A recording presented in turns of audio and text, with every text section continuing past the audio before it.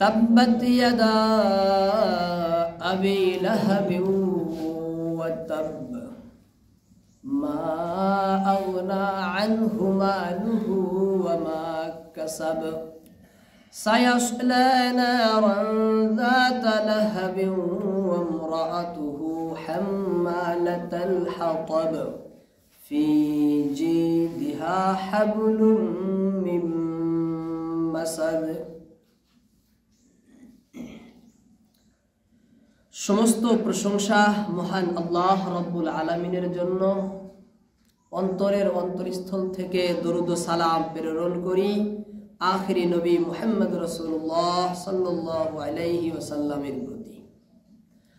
আল্লাহ রব্বুল আলামিন যদি তৌফিক দেন তাহলে ইনশাআল্লাহ সূরা লাহাবের আজকে তাফসীর ব্যাখ্যা বা কিছু কথা আপনাদের সম্মুখে তুলে ধরব। সূরা লাহাব এর কয়েকটি নাম রয়েছে। আমরা সূরা লাহাব জানি, আবার কেউ সূরা আবু লাহাব বলে, সূরা মাসাদ, সূরা তাব্বাদও বলা হয়। সূরা লাহাব, সূরা মাসাদ, সূরা তাব্বাদ। এই সূরার ভিতরে 5টি আয়াত রয়েছে, 20টি শব্দ রয়েছে আর 81টি বর্ণ রয়েছে, হারফ। এই সূরাটি হলো কোরআনের 111তম সূরা। আর এই সূরা মক্কায় অবতীর্ণ হয়েছে। এর ভিতরে কোনো ইমাম মুফাসসিরদের কোনো ইখতিলাফ নেই, সকলেই একমত যে এই আয়াতটি নাজিল হয়েছে মক্কাতে। এবার এই সূরার ভিতরে আলোচনা কি করা হয়েছে, এর আলোচ্য বিষয় কি, এ সম্পর্কে তাফসীরে আজিজের ভিতরে লেখে যে ইসলামের কেউ যদি বিরোধিতা করে, ইসলামের কেউ যদি শত্রুতা করে, ইসলামের বিপক্ষে যদি কেউ যায়, রাসূলের শত্রুতায় যদি কেউ উঠে পড়ে লাগে, তাহলে তার দুনিয়া এবং আখিরাত উভয় জগৎ তার বরবাদ। সে দুনিয়াও ধ্বংস, আখিরাতেও ধ্বংস। দুনিয়ার জীবনও তার নিষ্ফল, আখিরাতের জীবনও তার নিষ্ফল। দুনিয়ার জীবনও তার ব্যর্থ, আখিরাতের জীবনও তার ব্যর্থ। দুনিয়া ও আখিরাত উভয় জগতে সে একদম কাঙাল ফকির। দুই জীবনও তার হারাইছে, আখিরাতও তাও বরবাদ হয়ে গেছে এবং দুনিয়াও তার বরবাদ হয়ে গেছে। কার? যে ইসলাম ও রাসূলের, আল্লাহর যে শত্রুতা করেছে, বিরোধিতা যে করেছে, এই কথাই সূরার ভিতরে বলা হয়েছে। আর এখানে আল্লাহ রব্বুল আলামিন আবু লাহাবের কথা উদাহরণ হিসাবে পেশ করেছেন যে দেখো, আবু লাহাব এবং তার স্ত্রী ইসলামের বিরোধিতা করার কারণে তাদের দুনিয়াও পণ্ড হয়েছে, আখিরাতেও পণ্ড হয়েছে। দুনিয়ার জীবনেও সে নাকাম হয়েছে, ব্যর্থ হয়েছে, আখিরাতেও সে ব্যর্থ হবে। আবু লাহাব এবং তার স্ত্রীর কথা এই সূরার ভিতরে বিশেষভাবে উল্লেখ করেছেন। আল্লাহর নবীর শত্রুতা করেছে স্ত্রীও, আবু লাহাবও ঘোর শত্রু ছিল, চিরশত্রু ছিল, চরম বিরোধিতা করত দুজনে ইসলামের, আবু লাহাবও এবং তার স্ত্রীও। তাদের এই বিরোধিতার সম্পর্কে আল্লাহ রব্বুল আলামিন এই সূরার ভিতরে নিন্দা করেছেন যে বিরাট খারাপ কর্ম এটা, বিরোধিতা করাটা। আর এই নিন্দার ফলে এই খারাপ কর্মের পরিণতি কি হতে পারে আল্লাহ ভবিষ্যৎবাণীও করেছেন, আবু লাহাবের কুকর্মের এবং তার স্ত্রীর কুকর্মেরও এই সূরার ভিতরে পরিষ্কারভাবে আল্লাহ তাআলা তুলে ধরেছেন। আবু লাহাব আল্লাহর নবীর চাচা, আপন চাচা, কিন্তু দাদা একই, দাদি আলাদা। আব্দুল মুত্তালিবের অন্য স্ত্রীর থেকে আবু লাহাব, আবার অন্য স্ত্রী থেকে হলো আব্দুল্লাহ, কিন্তু বাপ একই, মাও আলাদা। সৎ চাচা, কি চাচা? সৎ চাচা, আপনি চাচা, যেহেতু দাদা একই, আপন চাচা আল্লাহর নবীর আবু লাহাব। তার আসল নাম আবু লাহাব। তারা ভাই ছিল 10টা, কোন কোন কিতাবে লেখে তার ভাই ছিল 11টা, আবার কোন কোন কিতাবে লেখে ছিল 12টা, আবার কোন কোন কিতাবে লেখে 13টা। 13টার উপরে পাওয়া যায় না। উপরে 13, নিচে 10। উপরে 13, নিচে 10। কি ছিল? আল্লাহর নবীর চাচা আব্দুল্লাহ সহ। তার ভিতরে একজন ছিল হামজা আব্বাস রাদিয়াল্লাহু তাআলা আনহুমা। তারা কিন্তু মুসলমান হয়েছিল, বাকিগুলো মুসলমান হয়নি। বাকিগুলো মুসলমান হয়নি। আসেন, আবু লাহাব তার আসল নাম হলো আব্দুল উজ্জা। কি নাম? আব্দুল উজ্জা। উজ্জা, লাত, মানাত এই 3টা ছিল তাদের উপাস্য আরাধ্য মাবুদ। তারা কি করত? এই 3টার মূর্তি পূজা, মূর্তি বানিয়ে তারা তার ইবাদত করত, উপাস্য মনে করত, তাকে আরাধ্য মনে করে আরাধনা করত, উপাস্য মনে করে তার উপাসনা করত। তারা তাকে মাবুদ বানিয়ে নিয়েছে। আব্দুল উজ্জা মানে উজ্জার বান্দা, উজ্জার গোলাম, উজ্জার দাস। যেমন আমরা নাম রাখি আব্দুল্লাহ, আল্লাহর বান্দা, আব্দুর রহমান, রহমানের বান্দা। এই হিসাবে তার নাম রাখছে কি? আব্দুল উজ্জা, আসল নাম তার। এখানে আল্লাহ রাব্বুল আলামিন কোরআনের ভিতরে সূরা লাহাবের ভিতরে কিন্তু আব্দুল উজ্জা জিকির করেনি। করছে কি? কি বলছে? আবু লাহাব বলছে। কেন বললেন আল্লাহ তাআলা? আব্দুল উজ্জার ভিতরে শিরিকের গন্ধ পাওয়া যায়। পাওয়া যায় না? শিরিকের গন্ধ পাওয়া যায় না? আব্দুল উজ্জা মানে উজ্জার বান্দা। আমরা বান্দা কার? আল্লাহর। গোটা পৃথিবীর সমস্ত মানুষই আল্লাহর বান্দা, আল্লাহর দাস, অনুদাস। কেউ আর উজ্জার দাস না, কেউ উজ্জার বান্দা না। আর উজ্জার বান্দা বলাটা শিরক না? এই শিরকের কারণে তার আসল নামকে আল্লাহ পরিত্যাগ করেছেন। আসল নাম না বলে আবু লাহাব বলেছেন। আবু লাহাব কেন বলছেন? লাহাব বলা হয়, লাহাব বলা হয় আগুন জ্বালানোর পরে যে আগুনের লেলিহান শিখা যেটা উঠে জিভার মতো, সেই জিভার মতো সেই আগুনের সেই লেলিহান শিখাকে আরবিতে বলে লাহাব। আগুনের লেলিহান শিখাকে কি বলে আরবিতে? লাহাব বলে। আর সেই লেলিহান শিখার রং, কালার, বর্ণ হলো গৌরবর্ণ। গৌরবর্ণ না? আর রংটা কি, কালারটা কি? গৌরবর্ণ না? লাল লাল সাদা সাদা, গৌরবর্ণ। এই গৌরবর্ণ আবু লাহাবের চেহারা রঙ ছিল গৌরবর্ণ। আবু লাহাবের চেহারাও কি ছিল? গৌরবর্ণ। আবু মানে ওয়ালা, লাহাব মানে গৌরবর্ণ। বাংলা অর্থ হবে গৌরবর্ণ বিশিষ্ট ব্যক্তি। আবু লাহাব মানে গৌরবর্ণ বিশিষ্ট ব্যক্তি, এমন লোক যার চেহারার রং গৌর, গৌরবর্ণ বিশিষ্ট লোক। আবার লাহাব বলা হয় জাহান্নামের লেলিহান শিখাকেও বলে লাহাব। জাহান্নামের লেলিহান শিখাকেও কি বলে? লাহাব বলে। তাহলে তখন অর্থ হবে আবু লাহাব মানে, আবু লাহাব যেহেতু ইসলামের বিরোধিতা করার কারণে তার নিশ্চিত ঠাই জাহান্নাম। তার নিশ্চিত ঠাই জাহান্নাম, নিশ্চিত ঠাই জাহান্নাম। সেখানে সে কি করবে? জাহান্নামের আগুনের ভিতরে থাকবে। সেই আগুনের যেটা লেলিহান শিখাওয়ালা যুগ, সেই জন্য তাকে বলা হয়েছে যেহেতু আগুনের মধ্যে থাকবে, সে জ্বলবে, পুড়বে, ছাই ভস্ম হয়ে যাবে, সেই জন্য তাকে বলা হচ্ছে আবু লাহাব। তার মানে জাহান্নামের আগুনের লেলিহান শিখাযুক্ত ব্যক্তি, জাহান্নামের আগুনের লেলিহান শিখাযুক্ত ব্যক্তি। তাহলে আবু লাহাবের এই জন্য আল্লাহ পাক কি করেছেন? তার নামকে পরিত্যাগ করে তার আবু লাহাবটা এখানে উল্লেখ করেছেন। এবার আসেন, আবু লাহাব ইসলামের কি করত? ঘোর বিরোধিতা করত, কঠোর শত্রু ছিল। কিভাবে শত্রু ছিল? তাফসীরে কুরতুবীর ভিতরে একটা ঘটনা উল্লেখ করেছে। ক্বালা তারিক ইবনে আব্দুল্লাহ আল মুহারিবি, তারিক বিন আব্দুল্লাহ আল মুহারিবি তিনি বলেন, ইন্নী বিসুকিল মাজাজ ইজ আনা বিইনসানিন ইয়াকুলু, তিনি বলেন জুল মাজাজ নামে একটা বাজার ছিল। কি ছিল? বাজার। জুল মাজাজ নামে একটা বাজার ছিল, সেই বাজারের ভিতরে আমি দেখি একজন লোক বেড়াচ্ছে আর বলছে, ঘোরাফেরা করতেছে বিভিন্ন গলিতে, আর সে মুখ দিয়ে বলছে, কি বলছে? ইয়া আইয়ুহান নাস, হে লোক সকল, হে মানব, কুলু লা ইলাহা ইল্লাল্লাহ, হে লোক সকল তোমরা বলো আল্লাহ ছাড়া কোনো উপাস্য নাই, আল্লাহ ছাড়া কোনো আরাধ্য নাই, আল্লাহ ছাড়া কোনো মাবুদ নাই। তোমরা বলো, লাভ কি হবে? তুফলিহু, কামিয়াব হবে, তোমরা পাশ হবে, উত্তীর্ণ হবে, দুনিয়াও কামিয়াব হবে, আখিরাতেও কামিয়াব হবে। এক লোক এইভাবে বলছে।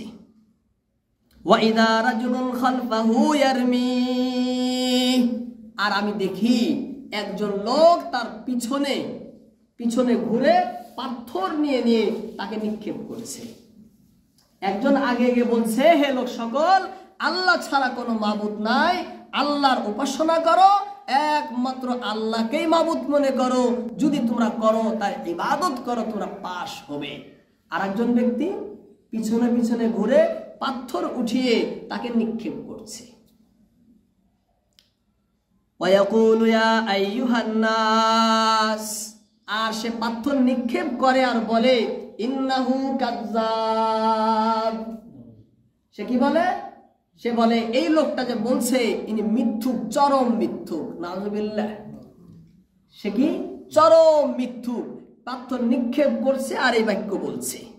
ফালা তুসাদ্দিকু, তোমরা এর কথা কেউ নিও না, এর কথা কেউ বিশ্বাস করো না, সত্যবাদী মেনে নিও না। ইনি কিন্তু চরম মিথ্যুক, চরম মিথ্যুক। ফাকুলতু মান হাযা, তারিক বিন আব্দুল্লাহ মুহারিবি বলেন যে আমি জিজ্ঞেস করলাম লোককে যে ইনি কে, ইনি কে? ক্বালু মুহাম্মদ জামা আন্নাহু নবিয়্যুন, লোকে উত্তর দিল যে লা ইলাহা ইল্লাল্লাহর ধ্বনি দিচ্ছেন, ইনার নাম হলো মুহাম্মদ। ইনার নাম কি? মুহাম্মদ। আর ইনি দাবি করছেন ইনি বলে আল্লাহর নবী, ইনি বলে আল্লাহর নবী। ওয়া হাযা আম্মুহু আবু লাহাব, আর পিছনে পিছনে যে পাথর নিক্ষেপ করছে ইনি হলেন ইনারি চাচা আবু লাহাব। ইনারি চাচা আবু লাহাব ইয়াজআমু আন্নাহু কাযযাব, আর তার চাচা মনে করে যে ভাতিজা মিথ্যা কথা বলছে, ভাতিজায় মিথ্যা কথা বলছে। এইভাবে আল্লাহর নবী যখন ইসলামের দাওয়াত নিয়ে কোনো গোত্রতে গেতেন, সে পাশে পাশে গেত আবু লাহাব, বলতো তোমরা এর কথা কেউ শুনো না, ইনি চরম মিথ্যাবাদী। নবী যেখানে ইসলামের দাওয়াত নিয়ে যায়, আবু লাহাব নবীর পিছনে পিছনে যায়, বলে ইনি চরম মিথ্যুক, বহুত ইনি জাদুঘর, তোমরা কেউ এর কথা নিও না। যখন নবী ইসলামের দাওয়াত দেন, নবী যখন হন, তখন সেই সময় আবু লাহাবের দুই ছেলের সঙ্গে আল্লাহর নবীর দুই সাহেবজাদি হযরত রুকাইয়া, হযরত উম্মে কুলসুম রাদিয়াল্লাহু তাআলা আনহুমার শাদী হয়েছিল, কিন্তু রুখসতি হয়নি। উতবার সঙ্গে শাদী হয়েছিল রুকাইয়া, আর উতাইবার সঙ্গে শাদী হয়েছিল উম্মে কুলসুমের, আল্লাহর নবীর মেয়ে, কন্যা সন্তান। কিন্তু তারা রুখসতি হয়নি, নিয়ে যায়নি, শুধু কবুল হয়েছে। যখন নবী ইসলামের দাওয়াত যখন শুরু করলেন, তখন আবু লাহাব বলে তার ছেলেকে, এ আমার ছেলে, তোমরা যদি আমাকে ভালোবাসো, তোমরা যদি আমাকে মহব্বত করো, আমার কথা শোনো, তাহলে মুহাম্মাদের কন্যা সন্তানদেরকে তালাক দিয়ে দাও। সঙ্গে সঙ্গেই উতাইবা তালাক দিলেন, আর উতবা ছিল সে অল্প পরে তালাক দিয়েছে, কিন্তু উতাইবা সঙ্গে সঙ্গে দাঁড়াইয়ে তালাক দিয়ে দিল। লম্বা ওর ঘটনা ইতিহাসের ভিতরে রয়েছে। এইভাবে নবীর তারা বিরোধিতা করতো, শত্রুমি করতো। কে করতো? আবু লাহাব। কে করেছে? নবীর আপন চাচা, নবীকে ছোট্ট থেকে দেখে, ছোট থেকে দেখে না, যখন সত্য থেকে একদম বাল্যকাল থেকে কিশোরকাল পর্যন্ত যখন নবীকে দেখে যে জীবনেও কোনোদিন মিথ্যা বলে না, কোনো খারাপ কাজে লিপ্ত হয় না, তার চরিত্র একদম নিখুঁত নিদাক, এই ব্যক্তি কিভাবে মিথ্যা কথা বলবে? তারপরেও নবীকে সে মিথ্যাবাদী সাব্যস্ত করছে। তার স্ত্রীর নাম কেউ কেউ বলে উম্মে জামিল, কেউ বলে জামিলা, কেউ বলে আরওয়া, কেউ বলে আওরা, কেউ বলে আওয়া, অনেকটি নাম পাওয়া যায়। সেই স্ত্রী আবু লাহাবের স্ত্রীকে তার পরিচয় হলো তার বাবার নাম ছিল হারব। বাবার নাম কি ছিল? হারব। হারব কার বেটা? আবু সুফিয়ান তার বেটা, এবং তার বেটি হলো উম্মে জামিল বা উম্মে জামিলা আরওয়া। তাহলে আবু সুফিয়ান আর আরওয়া অর্থাৎ আবুল আহাবের স্ত্রী হলেন ভাই বোন তারা। আর আমিরে মুআবিয়া রাদিয়াল্লাহু তাআলা আনহু ইনার হলো ফুফু। ফুফু হলো না? কে ফুফু হলো? আবুল আহাবের স্ত্রী ফুফু, আবুল আহাব হলো তার ফুফা। বুঝতেছেন সকলে? হ্যাঁ, ইনার হলো স্ত্রী। তার সে আবুল আহাব স্ত্রীও নবীর সাথে চরম শত্রুতা করত, অর্থাৎ আবুল আহাবের প্রত্যেক কাজেই তার স্ত্রীর সাথে ছিল, আগে গেছিল, সব কাজের ভিতরেই তার স্ত্রী তাকে সাহায্য করত, সহায় করত। ইসলামের প্রত্যেকটা ক্ষেত্রে, বিরোধিতার ক্ষেত্রে যেইভাবে তার স্বামী আবুল আহাব এই বিরোধিতা করত, সেই কাজের ভিতরে তার স্ত্রীও সাথে সাথে ছিল। আর আবুল আহাব বিরাট বড় ধনী ব্যক্তি ছিল, শক্তিশালী, বহুত মালদার ব্যক্তি ছিল, তার স্ত্রীও মালদার। তবুও সে পাহাড়ে যেত। পাহাড়ে যাওয়ার পরে কাঁটাযুক্ত খড়ি সে পাহাড় থেকে নিয়ে আসতো। কে? উম্মে জামিল আরওয়া তার স্ত্রী পাহাড় থেকে খড়ি নিয়ে আসতো। নিয়ে এসে রাত্রে নবী যে রাস্তায় চলতেন সে রাস্তায় বিছাই দিত, যাতে আল্লাহর নবী কাঁটাযুক্ত হয়, ক্ষতবিক্ষত হয়, নবী যত কষ্ট পান। এটা তার মামুল ছিল, অর্থাৎ তার নিয়মিত কাজ ছিল তার। এইভাবে তার স্ত্রীরা এইভাবে কাটা বিছাইত। সাহাবারা যে পথে চলতো, রাত্রে গোপন ভাবে পাহাড় থেকে খড়ি এনে রাস্তায় বিছাইত। আর পাহাড় থেকে যে খড়ি আনছে, মানে কাঁটাযুক্ত খড়ি, কাঁটাগুলো নিয়ে এসে অন্য গুলাম চাকর নকরকে নিয়ে আনেনি, সে নিজে বহন করে নিয়ে আসছে। রাগের কারণে, শত্রুতার কারণে, জিদের কারণে, হটকারিতার কারণে এত চরম শত্রু যে এই কাজটা আমি একলাই করব, এই কাজটা আমি একলাই করব। মালদার হওয়ার সত্ত্বেও চাকর নকরদের বাড়িতে লোট বোঝায় ভরপুর। চাকরকে বলতে পারতো, সে চাকর নকর পাঠায় নাই, একাই নিজে পাহাড় থেকে খড়ি আনতো, আনার পরে সেই করতো, রাস্তায় বিছাইতো কাঁটাযুক্ত, যাতে নবী কষ্ট পায়। এটা ছিল স্ত্রী এবং আবুল আহাবের ইসলামের প্রতি শত্রুতা। আরো অনেক ঘটনা রয়েছে, সে শত্রুতা যদি বলি তাহলে তফসির আর হবে না। আমি একটাও দুইটা উদাহরণ এই জন্য দিলাম যে কত উপরে তারা শত্রু মিস করত, মানে তাদের লেভেলটা শত্রুতার কত ঊর্ধ্বে ছিল, এটা বোঝার জন্য আমি কয়েকটি উদাহরণ দিলাম। এই আয়াত সূরা যখন তাব্বাত ইয়াদা নাজিল কখন হয়? পটভূমিকা, শানে নজুল যাকে বলে। যখন আল্লাহর নবী পাওয়ার পর, নবী হওয়ার পরে কিছুদিন গোপনে গোপনে ইসলামের দাওয়াত দেন, গোপনে গোপনে। যখন আল্লাহর নবী হলেন, স্ত্রী এসে বসলেন, হে খাদিজা, আমি কিন্তু আল্লাহর নবী হয়ে গেছি, আল্লাহর পক্ষ থেকে আমি রাসূল, আমি আখেরি রাসূল, আমার পরে আর কোনো নবী আসবে না। সঙ্গে সঙ্গে খাদিজা মেনে নিলেন, নিশ্চিত আপনি নবী, নিঃসন্দেহে আপনি আল্লাহর প্রেরিত রাসূল, আমার কোনো সন্দেহ নেই। সঙ্গে সঙ্গেই খাদিজাতুল কুবরা মেনে নিলেন। এবার আবু বকর নবীর দোস্ত, বাল্যকালের সাথী, তিনাকে বললেন, দোস্ত, আমি কিন্তু এখন আর মুহাম্মদ নই, এখন কিন্তু আমি মুহাম্মদ রাসূলুল্লাহ, এখন আমি মুহাম্মদ রাসূলুল্লাহ, আল্লাহর পক্ষ থেকে আমি রাসূল, আমি নবিয়ুল্লাহ, আল্লাহর এখন আমি নবী। আবু বকর বলেন, নিশ্চিত আপনি নবী? জীবনেও যে মিছা কথা বলে না, সে এত বড় কথা কিভাবে মিছা কথা বলবে? বলতেই পারে না। সঙ্গে সঙ্গে আবু বকর মেনে নিলেন। নবীর বাড়িতেই থাকতো একটা বান্দি, যার নাম ছিল উম্মে আইমান। তাকে ডাক দিল, হে উম্মে আইমান, আমি কিন্তু আল্লাহর পক্ষ থেকে এখন নবী হয়ে গেছি, আমি কিন্তু সে আগের মুহাম্মদ নয়, আমি কিন্তু আল্লাহর নবী। উম্মে আইমান বললেন, নিশ্চিত আপনি নবী? আপনি চাকর নকরের সাথে যে ভালো ব্যবহার করেন, জীবনেও খারাপ ব্যবহার করেন না, উঁচা নজরে করেন না, এটা তো নবীর স্বভাব ছাড়া আর কারণ হতে পারে না, নিশ্চিত আপনি নবী। উম্মে আইমান মেনে নিলেন। এবার নবীর কাছে ছিল পালক পুত্র যায়েদ বিন হারিসা, নবীর বাড়িতে থাকতো, নবী তাকে পালক পুত্র বানিয়েছিলেন। তাকে ডাক দিলেন, বাবা, আমি কিন্তু এখন আল্লাহর নবী, আমি কিন্তু সে আর মুহাম্মদ নয়, আমি কিন্তু এখন মুহাম্মদ রাসূলুল্লাহ হয়ে গেছি। সঙ্গে সঙ্গে মেনে নিলেন, নিশ্চিত আপনি আল্লাহর রাসূল।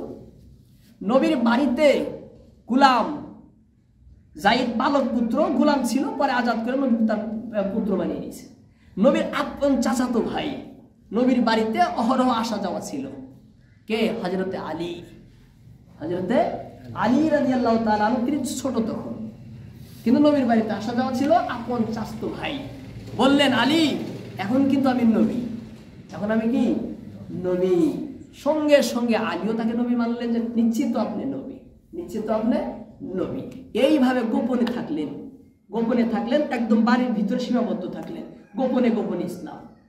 আল্লাহ আয়াত নাজিল করলেন, ওয়া আনদির আশীরাতাকাল আকরাবিন, হে নবী এবার আপনি অল্প বাইরে বের হন, আপনার নিকটতম আত্মীয় স্বজন যারা আছে ওদেরকে এখন বলেন, ওদেরকে ইসলামের দাওয়াত দেন, ওদেরকে ইসলামের দিকে ডাকেন, জাহান্নামের আগুনের ভয় দেখান, আল্লাহর আযাবের ভয় দেখান।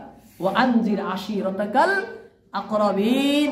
এই আয়াত যখন নাজিল হলো, সাইদান নবী সাল্লাল্লাহু আলাইহি ওয়াসাল্লাম আলা সাফা, নবী আয়াত নাজিল হওয়ার সঙ্গে সঙ্গে নবী সাফা পাহাড়ে চলে গেলেন, সাফা পাহাড়ে চলে গেলেন। সেখানে গিয়ে কি করতেছেন নবী?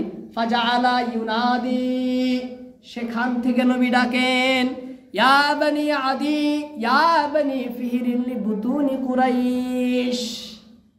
নবীর বংশধর আত্মীয় স্বজনকে এক এক করে ডাকা শুরু করলেন, হে আদির সন্তানেরা, হে ফিহরের সন্তানেরা, হে আব্দে মানাফের সন্তানেরা, এগুলো সব নবীর বংশধর।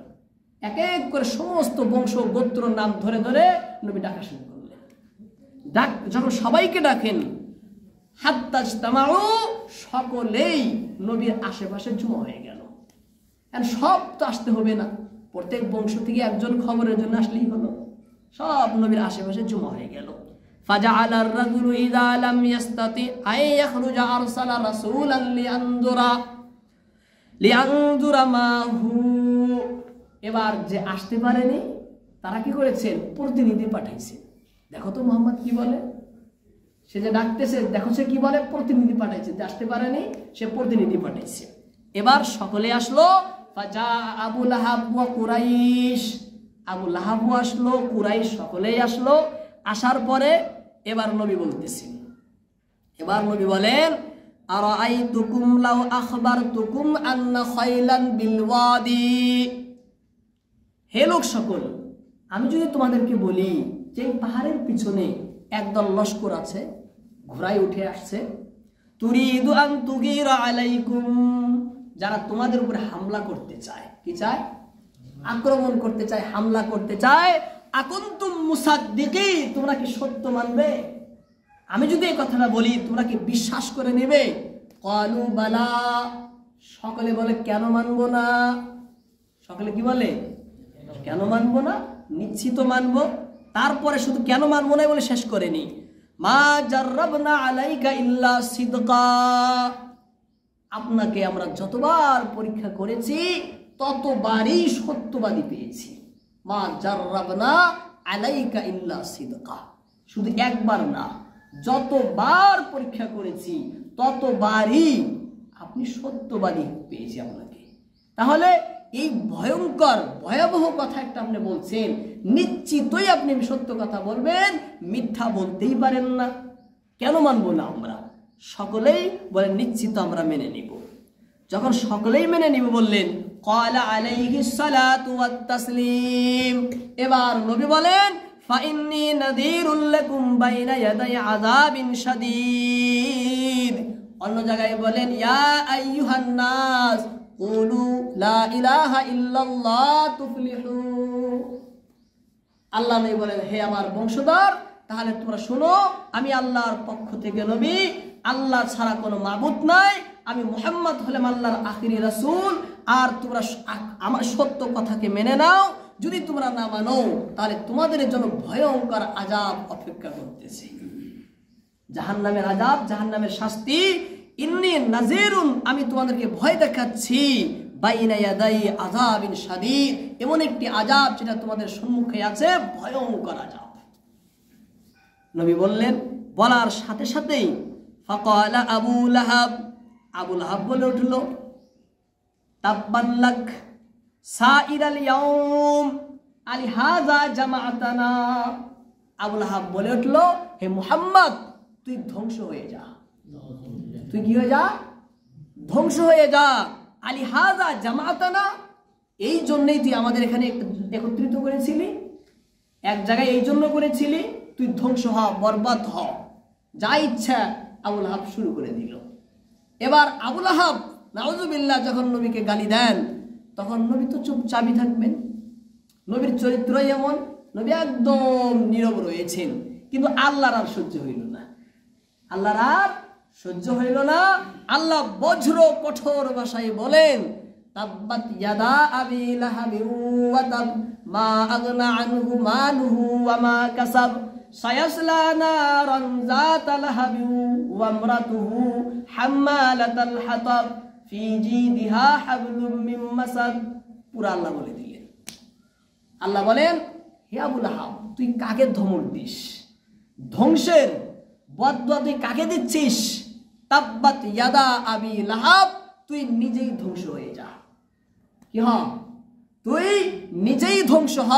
তাব্বাত, ধ্বংস হোক, বরবাদ হোক, নিপাত যাক, পণ্ড নিষ্ফল হোক। কি? ইয়াদা, দুই হাত। ইয়াদা মানে দুই হাত। কার?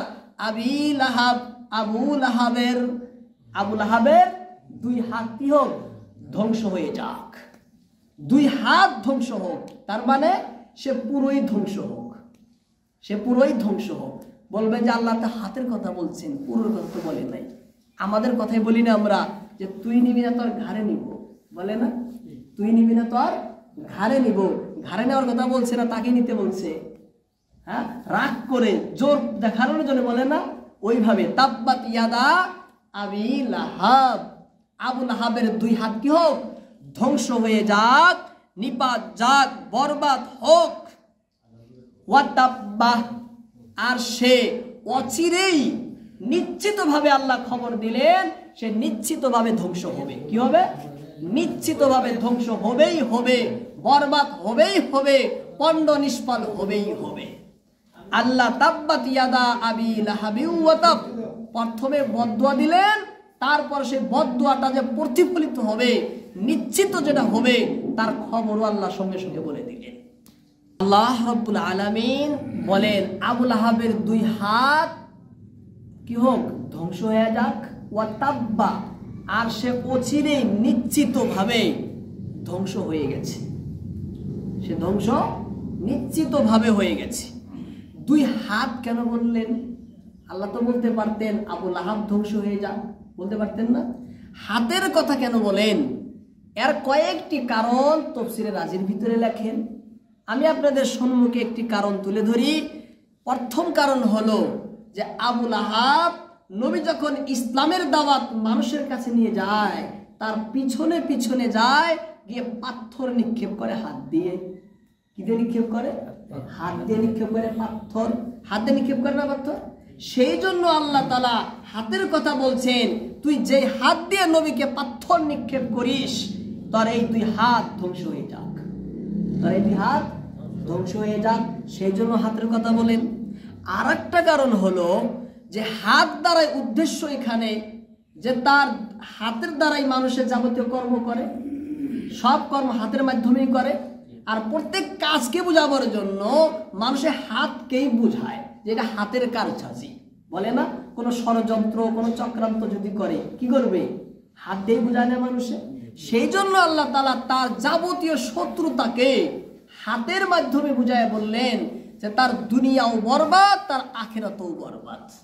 তার দুনিয়াও বরবাদ, আখিরাতও বরবাদ। তাব্বাত ইয়াদা আবি লাহাব, তার মানে আবু লাহাবের দুনিয়াও ধ্বংস, আখিরাতও ধ্বংস। ওয়া তাব্বা, আল্লাহ বলে ধ্বংস হয়ে গেছে। অতীতের বাক্য এটা। ওয়া তাব্বা মানে ধ্বংস হয়ে গেছে। হয়ে গেছে তার মানে অতীতের বাক্য কেন বললো? ভবিষ্যতের বাক্য বলা দরকার ছিল। ওয়া তাব্বা আল্লাহ কেন বলেন? আমরাও তো বলি না? কোনো বড় লোকের কাছে একটা কোনো কঠিন কাজ নিয়ে আমরা যদি যাই, সে বলে আপনি চিন্তা করবেন, আপনার কাজ হয়ে গেছে, বলে না? আপনি চিন্তা করবেন না, আপনার কাজ হয়ে গেছে। কাজ হয়ে গেছে, কাজ তো করেইনি এখনো, হয়ে গেছে মানে তার মানে আপনার কাজটা হবে যে নিশ্চিত, তাই না? ঠিক সেইভাবে আল্লাহ বলছেন ওয়াতাব্বা, ধ্বংস হয়ে গেছে। তার মানে তার আখিরাত এবং দুনিয়া ধ্বংস যে হবে এর মধ্যে কোনো সন্দেহ নেই, কোনো সংশয় নেই। নিশ্চিত নিশ্চয় সে ধ্বংস হয়ে গেছে, আর নিশ্চিতভাবে অচিরেই সে ধ্বংস হবে। আর সত্যিকারেই দুনিয়াও ধ্বংস, আখিরাতও ধ্বংস। আখিরাত ধ্বংস তো আমরা বুঝি, কারণ আখিরাতের আসল আমল হলো ইমান আমল। আখিরাতের আসল সম্পদ কি? ইমান আর আমল। যার ইমান আর আমল নাই সে আখিরাতে বরবাদ। আবু লাহাবের ইমান আমল ছিল? ছিল না। তাহলে আখিরাত যে বরবাদ এটা একদম প্রকাশ্য কথা। দুনিয়াও বরবাদ। দুনিয়ায় কিভাবে বরবাদ? যে তার সমস্ত সংসার, সমস্ত শরীর, তার জীবন অচিরেই কিছুদিনের মধ্যেই সে নিজেই বরবাদ হয়ে গেছে। নিজে কি হয়ে গেছে? বরবাদ হয়ে গেছে। কিভাবে? বদরের যুদ্ধের কিছুদিন পরেই তার একটা বেমার হয়, চর্মরোগ হয়। কি হয়? চর্মরোগ, চামড়ার ভিতরে রোগ হয়। পুরা শরীরের ভিতরেই প্লেগের মতো, প্লেগ বেমারের মতো গুটা উঠে। সেই গুটাগুলো পুজ, গন্ধ, দুর্গন্ধ পুরা শরীরের ভিতরে। আর সেই রোগে থাকতে থাকতেই লম্বা সময় সে কষ্ট ভোগ, যন্ত্রণা ভোগের পরে সে মারা যায়। লম্বা কষ্ট পাওয়ার পরে মারা যায়। মারা যাওয়ার পরে 3 দিন পর্যন্ত তার লাশ সেইভাবে থাকে। সেখানে তার সন্তান সন্ততি কেউ নিকটে যায় না, কোনো আদর নাই, কোনো কদর নাই। একদম পচা দুর্গন্ধ, এত দুর্গন্ধ, এত পচে গেছে, গলে গলে খসে খসে পড়তেছে, তাও কেউ বগলে যায় না। সর্বশেষে তার সন্তানেরা দেখলেন যে মানুষে তো আমাদেরকে খারাপ ভাববে, আমাদের উপরে বাক্যবাণ নিক্ষেপ করবে। মানুষের কথার থেকে বাঁচার জন্য তারা কি করেন? 3 দিন পরে তার সেই বাবার লাশটাকে তারা ফাঁকে থেকে, বগলে কেউ যায় না, ফাঁকে থেকে পাথর মাটি নিক্ষেপ করে করে সেখানে পুঁতে রাখে। তাহলে দুনিয়া বরবাদ হলো না? তার কি লাভ হইল? অহংকার করে কি লাভ হইল তার? এই ইসলামের বিরোধিতা করে দুনিয়াও তার বরবাদ, আখিরাতও তার বরবাদ নিশ্চিত। আল্লাহ বলছেন সে নিজেই শুধু বরবাদ হবে তা না, সে মা আগনা আনহু মালুহু ওয়া মা কাসাব। মা আগনা আনহু, মা আগনা আনহু মানে তার কোনো কাজে আসবে না। কি আসবে না? কোনো কাজে আসবে না, উপকারে আসবে না, ফলে আসবে না, ফায়দা দিবে না, লাভ দিবে না। কি লাভ দিবে না? মালুহু, তার মাল। ওয়ামা কাসাব, ওয়ামা এবং ওই বস্তু তার কাজে দিবে না। কাসাব, যে উপার্জন করেছে, কামাই করেছে, অর্জন করেছে, সেই বস্তু তার কি দিবে না? কোনো কাজে দিবে না। মাল মানে ধন সম্পদ। এবার তাফসীরে আজিজের ভিতরে লেখেন যে এখানে মাল দ্বারা উদ্দেশ্য তার পৈতৃক সম্পত্তি, মানে ওরাসাতে বাবের থেকে যে সম্পত্তি পেয়েছে সে মাল।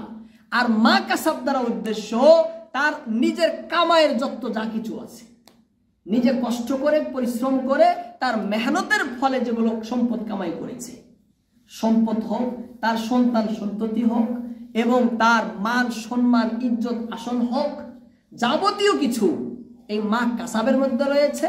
আর মাল দ্বারা উদ্দেশ্য পৈতৃক সম্পত্তি। এক ভাষায় বললে তার যাবতীয় সম্পত্তি। এখানে তার সন্তান সন্ততি, তার মান সম্মান, তার ধন সম্পদ, যাবতীয় বস্তু রয়েছে। আল্লাহ বলছেন এগুলো তোমার কিছুই কাজে দিবে না। মা আগনা আনহু মালুহু ওয়া মা কাসাব, কাজে দিবে না মানে এই কথা কেন বললেন? প্রশ্ন জাগবে না যে অন্য অনেক কথা তো ছিল, এই কথাই কেন বললেন? এর জবাবে আব্দুল্লাহ ইবনে মাসউদ রাদিয়াল্লাহু তাআলা আনহু বলেন, লাম্মা দাআ রাসূলুল্লাহ সাল্লাল্লাহু আলাইহি ওয়াসাল্লাম আকরাবিহি ইলাল্লাহি তাআলা। ইবনে মাসউদ রাদিয়াল্লাহু তাআলা আনহু বলেন, যখন আল্লাহর নবী তার নিকটতম আত্মীয়দেরকে ইসলামের দিকে, আল্লাহর দিকে ডাকলেন, তখন ক্বালা আবু লাহাব, আবু লাহাব বলে, ইন কানা মা ইয়াকুলু ইবনু আখি হাক্কা, আমার ভাতিজা যে কথাগুলো বলছে, ইসলামের, আল্লাহর, আখিরাতের যে কথাগুলো বলছে, যদি সত্যি সত্যি এগুলো সত্যি হয়ে যায়, যদি হক হয়ে যায়, আমি তো বলছি মোহাম্মদ মিথ্যা বলছে, হঠাৎ যদি সত্যি হয়ে যায়, আমার ভাতিজাই শুদ্ধ কথা বলছে, আমার ভাতিজাই হক কথা বলছে, যদি শুদ্ধ হয়ে যায়, তাহলে তো আখেরাতে ধরা পড়বো আমি, ধরা পড়বে না আখেরাতে? সে বলছে আমি আখেরাতে ধরা পড়ে যাব, আখেরাতে আল্লাহর সম্মুখে দাঁড়াতে হবে, আমাকে বিচার দিতে হবে, আল্লাহর কাঠগড়ায় আমাকে খাড়া হতে হবে।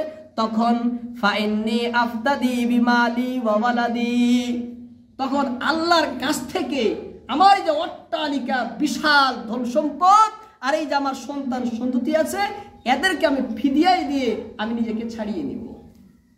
দেখছেন না শয়তানি, নিজেকে কি করব আমি ছাড়িয়ে নিব। কি দিব তাকে? আল্লাহকে কি দিবে? ঘুষ দিবে। আল্লাহকে সে ঘুষ দিতে যাচ্ছে, তার ধন সম্পদ এবং তার মাল দিয়ে বলছে আমি নিজেকে ছাড়িয়ে নেব। সেই জন্য আল্লাহ বলছেন ক্বালা আল্লাহু তাআলা মা আগনা আনহু মালুহু ওয়া মা কাসাব, তুমি যে ভাবছো তোমার অপকর্মের কারণে যে কাঠগড়ায় দাঁড়াবা তুমি ছাড় পাবা, তোমার সম্পদ দিয়ে সন্তান দিয়ে ফিদিয়াই দিয়ে, কখনো হবে না। তোমার এই সন্তান তোমার এই সম্পত্তি আখিরাতে তোমাকে কোনো ফল দিবে না। মা আগনা আনহু মালুহু ওয়া মা কাসাব, কোনো ফল দিবে না আখিরাতে। কিসে কাজে দিবে না? আখিরাতে কোনো কাজ দিবে না। আরো কিসে কাজ দিবে না বলছে তাফসীর রাজির ভিতরে, ফি আদাওয়াতির রাসূল, রাসূলের বিরোধিতায়ও তোমার সন্তান এবং তোমার ধন সম্পত্তি কাজে আসবে না। কিভাবে আসবে না কাজে? বলছে ফালাম ইয়াগলিব আলাই, ফালাম ইয়াগলিব আলাই, যতই শত্রুতা করো বিরোধিতা করো কোনোদিনও জিতবে না, কোনোদিনও জয়ী হবে না। যখন জয়ী যখন না হও তাহলে কাজে আসলো কি? হ্যাঁ, আপনি একজনের সাথে যুদ্ধ নামলেন, সমস্ত সম্পদ আপনি ব্যয় করলেন, সৈন্যকে খরচ করলেন, দাঁড় করালেন, সব সৈন্যই মারা গেল, অবশেষে আপনি হার হইলেন। হার হওয়াকে কাজে বলে? কাজে আসা বলে না। জিততে যদি জয় যদি হয় তাহলে সে কাজে বলে। আল্লাহ বলছেন এগুলো তোমার কাজে আসবে না, তার মানে তুমি জিততে পারবে না। এই সম্পদ দিয়ে সন্তান দিয়ে আল্লাহর সাথে বিরোধিতা করে পাশ পাবে না। মা আগনা আনহু মালুহু ওয়া মা কাসাব। তারপরে বললেন সায়াসলা নারান যাতা লাহাব, আর বলছেন আল্লাহ তাআলা তারপরে যে এই ধন সম্পদ তোমাকে জাহান্নামের আগুন থেকেও বাঁচাতে পারবে না। তোমার এই সন্তান তোমার এই সম্পদ জাহান্নামের আগুন থেকে বাঁচাতে পারবে না। যখন বাঁচাতেই যখন পারলো না তখন কাজে আসলো? কাজে আসলো না। যখন বাঁচাতে পারে কি হবে? তাহলে সায়াসলা, তোমাকে প্রবেশ করতেই হবে। সায়াসলা মানে প্রবেশ করা, দাখিল হওয়া। সা মানে অতি সত্বর, শুরুতে যে সিন রয়েছে এর অর্থ হলো অচিরেই, অতি সত্বর, তাড়াতাড়ি। সায়াসলা, অচিরেই তোমাকে প্রবেশ করতে হবে। কোথায়? নারান, অগ্নির ভিতরে। কেমন অগ্নির?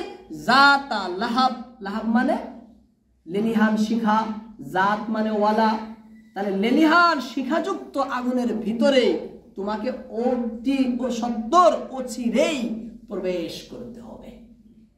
তাফসীরের ভিতরে লেখেন যে আল্লাহ এই কথা কেন বলছেন এখানে? জাহান্নামে তো সে যাবেই, তারপরেও নতুন করে অচিরেই বলছে। অচিরেই এই জন্য বলছে তাফসীরের আজিজের ভিতরে শাহ আব্দুল আজিজ মুহাদ্দিস দেহলভী রাহমাতুল্লাহ আলাইহি বলেন, তাফসীর ফার্সি ভাষায় লেখা, তিনি বলেন যে অচিরেই এই জন্য বলছেন যে কবরে তার মরার সাথে সাথেই আগুনের আযাব তার শুরু হয়ে যাবে, কিয়ামতের অপেক্ষা করবে না। অন্যান্য মানুষের কিয়ামতের দিন সে তাকে কি দিবে? আগুনের আযাব দিবে, জাহান্নামে যাবে, তারপরে আগুনের আযাব। কিন্তু আবু লাহাবের এমন হবে না, কবরে যাওয়ার সঙ্গে সঙ্গেই তার আগুনের আযাব তার শুরু হয়ে যাবে। আগুনের আযাব, আগুন দিয়ে তাকে শাস্তি দেওয়া হবে। সেজন্য আল্লাহ বলছেন সায়াসলা নারান যাতা লাহাব, অতি সত্বর সে লেলিহান আগুনের ভিতরে, শিখার যুগ বিশিষ্ট আগুনের ভিতরে তাকে নিক্ষেপ করা হবে, প্রবেশ করবে সে। তারপরে না রান বলছেন, না রান বলে না, আর নার বলেনি। না রান মানে ভয়ঙ্কর, বিশাল কঠিন, বিশাল বড় শক্ত আগুনের ভিতরে জ্বলন্ত প্রজ্বলিত আগুন, দাও দাও করে জ্বলা আগুন। নারানের তনবিনে বলতেছে, নারানের তনবিনে আরবিতে বলে তনজিমে তাজিম, অর্থাৎ আগুনকে ভয়াবহ বোঝাবার জন্য আল্লাহ এখানে তনবিন শব্দ, তনবিন ব্যবহার করেছে। তাহলে কত আগুন ভয়ঙ্কর হবে আগুন, সেই আগুনের ভিতরে তাকে নিক্ষেপ করা হবে। বলছে শুধু সেই কি থাকবে? বলছে না না, ওয়ামরাতুহু, শুধু সে একা নয়, তার স্ত্রীও থাকবে তার সাথে। কে থাকবে? স্ত্রীও। ওয়া মানে আরো, এবং ইমরাতুহু, ইমরাতুন মানে কি? স্ত্রী। ইমরাতুহু, এবং তার স্ত্রীও।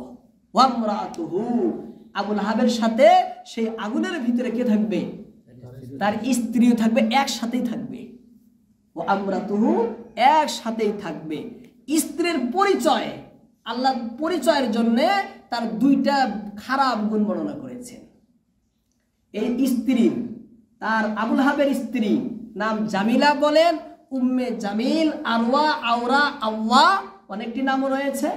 এই আওয়া, আওরা, উম্মে জামিল, তাকে জাহান্নামের আগুনে রাখা হবে। সে ব্যক্তিটা কেমন, মেয়ে লোকটা কোন শ্রেণীর, কোন স্তরের, কত দুষ্ট, কত খারাপ, সেটা বলা বোঝাবার জন্য আল্লাহ রাব্বুল আলামিন তার দুইটা বৈশিষ্ট্য বয়ান করেছেন। কয়টা? দুইটা। নাম্বার 1, হাম্মালাতাল হাতাব, একটা, ফি জিদিহা হাবলুম মিন মাসাদ, দুইটা বৈশিষ্ট্য বয়ান করেছে। হাম্মালাতুন, হাম্মালাতুন শব্দের অর্থ হলো বহনকারিণী। হাম্মালাতুন মানে বহনকারিণী।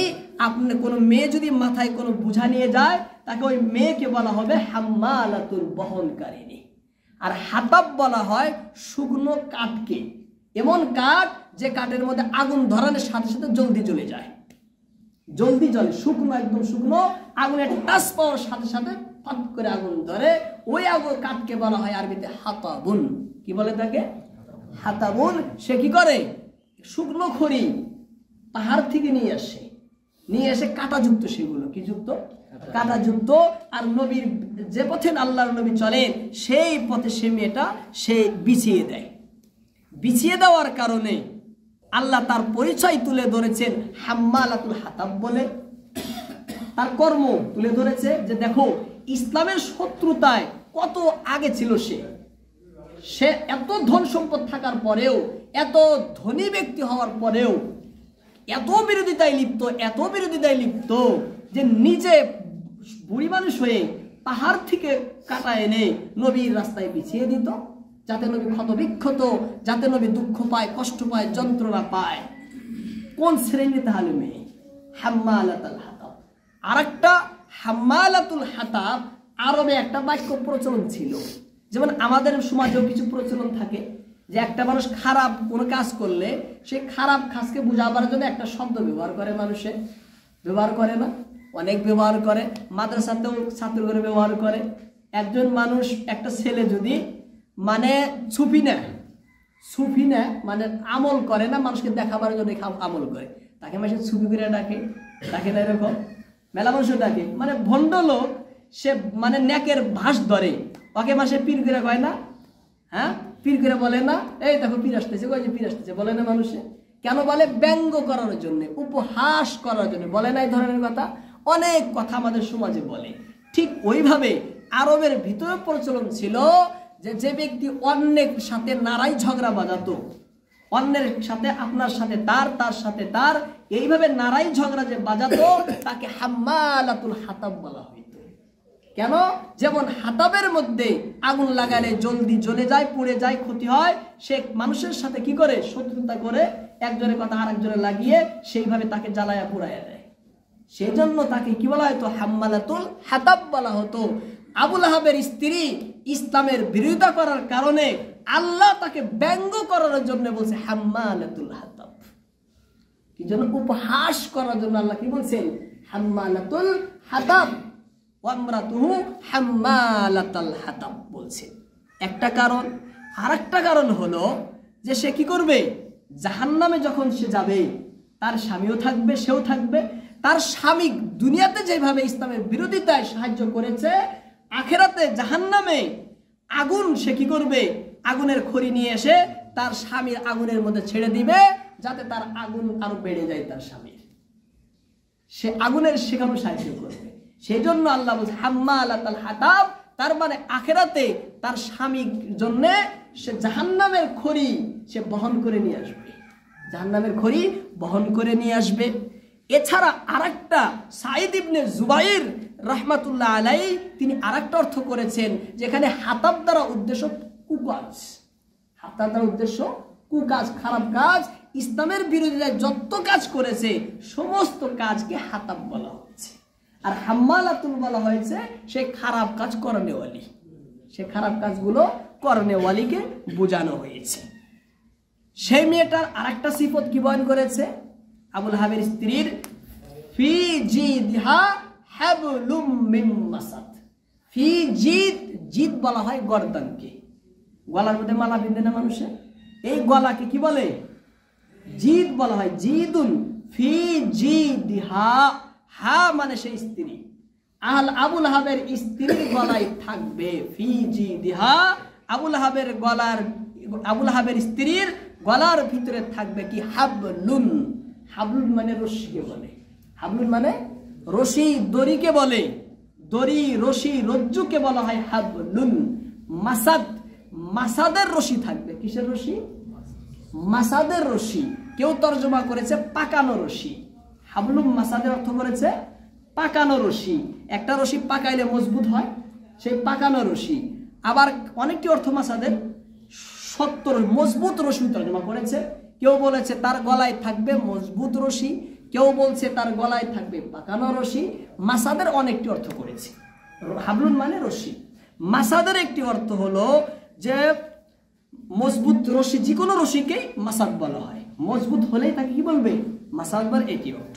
আর একটি অর্থ হলো খেজুর গাছ, আঁশ আছে না খেজুর গাছে, ছাল আছে, সেই ছাল দিয়ে পাকানো রশিকেও হাবলুম মিম মাসাদ বলা হয়। কি বলা হয়?